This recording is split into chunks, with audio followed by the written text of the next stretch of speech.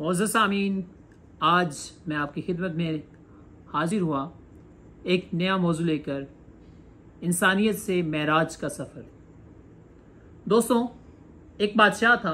बादशाह ने कांच के हीरे और असली हीरे एक थैली में डाल दिए। डालकर ऐलान किया, है कोई जोहरी जो कांच और असली हीरे अलग कर सके?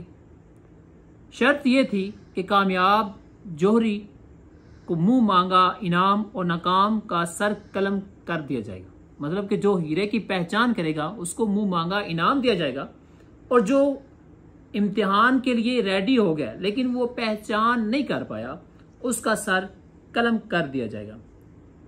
दर्जन भर जोहरी सर कलम करवा बैठे, क्योंकि कांच के नकली हीरों को इस महारत से तराशा गया था कि असली का गुमान भी ना होता।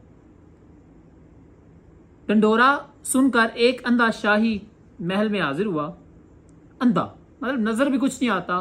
तो वो इस मुकाबले के अंदर उसने शर्त की कि मैं सलाम करने के बाद बोला, मैं वो हीरे और कांच अलग अलग कर सकता हूं। बादशाह को हैरानगी हुई और थोड़ा सा मजाक भी किया। कहा कि तुझे अपने सर की जरूरत नहीं है तो वैसे ही कलम कर देते हैं। कहा नहीं ऐसी बात नहीं, आप सर कलम कर लीजिएगा अगर मैं नाकाम हो गया तो अंधे ने कहा कि मुझे हर शर्त कबूल है। हीरों की थैली उठाई और महल से निकल गया। 1 घंटे बाद हाजिर हुआ। इसके हाथ में असली और दूसरे हाथ में कांच के नकली हीरे थे। एक हाथ में असली और दूसरे हाथ में नकली हीरे थे। बादशाह बहुत हैरान हुआ। इसकी हैरत की इंतहा न रही कि एक काम जो आंखों वाले ना कर सके वो काम एक नाबीना कैसे कर गया। बादशाह ने अंदर से दरियाफ्त किया कि इसने असली और नकली की पहचान कैसे की। अंधा बोला, यह तो बहुत आसान था। मैंने हीरों की थैली कड़ी धूप में रखी, फिर जो तपश से गर्म हो गए वो नकली थे और जो गर्मी बर्दाश्त कर गए वो ठंडे थे। तो इस तरह मैंने नकली को अलहदा और असली हीरों को अलहदा कर दिया। अंधे की रुखसती के साथ ही मेरा गुस्सा, मेरी अना और मेरे दिमाग की गर्मी भी रुखसत होगी। बादशाह, मुझे समझ आ गई कि बर्दाश्त, नरम मिजाजी, हलीमी, मतानत और मोहब्बत ही इंसानियत की मिराज है। जो गर्मी हालात को सह गया वो हीरा है, जो ना सह सका वो कांच।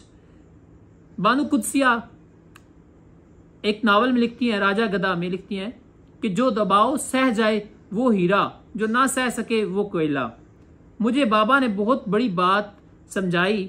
मैं जान गया था कि असली और नकली में सिर्फ बर्दाश्त और सह जाने का फर्क है। मैंने पूछा, बाबा, इंसान आखिर कब तक बर्दाश्त करे? कब तक लोगों की ताने सहे? कब तक अपने गुस्से को पिए? आखिर बर्दाश्त की कोई हद होती है। बाबा मुस्कुराया और बोला, बेटा, इस वक्त तक सहना है जब तक हीरा ना बन जाओ। मैंने पूछा, फिर इसके बाद? बाबा ने कहा, हीरा बनने के बाद हीरे पर कोई दबाव, कोई आग और कोई तपश असर नहीं करती। यहां से इंसानियत की मेराज का सफर शुरू होता है। अल्लाह ताला से दुआ है कि हम सबको इंसान बनने और दूसरों के लिए आसानियां करने की तौफीक अता फरमाए।